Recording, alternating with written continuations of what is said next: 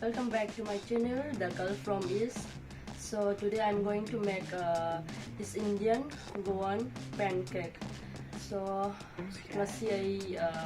is Indian gi Goan pancake sem gani adu mayam yang minasi kari sang bano kari.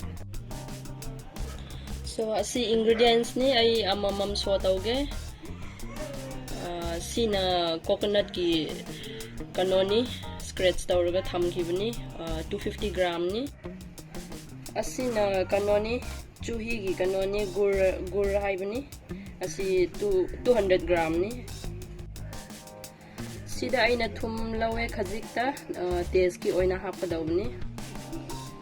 asina elaichi ni aina teaspoon ama lawe sida asina maida ni aina 250 gram lawe asida aina yerum ani laurga thame hoji gur hapre group si mel oi hanga dawni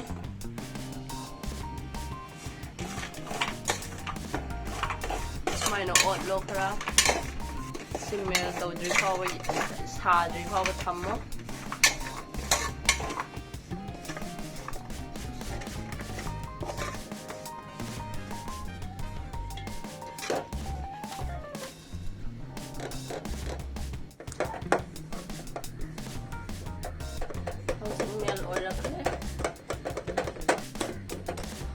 ngasai gi chini matum se loin no mel oi rakhre hoji ai khoi coconut hap pa dawni sida hapo smain add tawo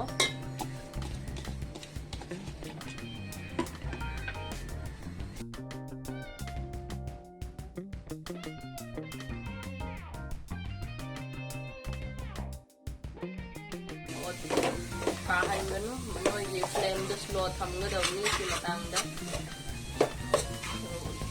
slow flame pass already ka hibne aduna slow da thammo main ka ollo na match se hallo hojik ready oi khre si cook tawbudo hoje khoi khajik ing hallani side ta thamse hoje ai khoi anda se egg se sumain mix tawa matai sugai hi anda se salt do sida add tawbiyo sumain pajana mix tawo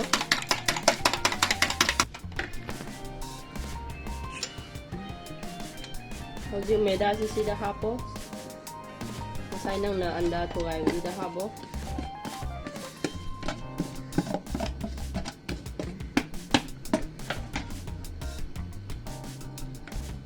khajik ta ising habo aduga mix tawo fajana otlo masai ni thungna kano se maida se thungna otlo hojik sumaina loina mix tawo loire asido pa hanga dawni sumaina mahi lang hanga dawni hojik sida khang sahala thamgre oil habo oil da sumaina spread taw hanbyo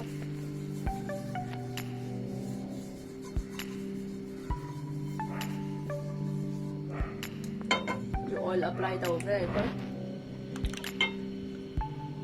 sida habo sumaina pa na hapo dawni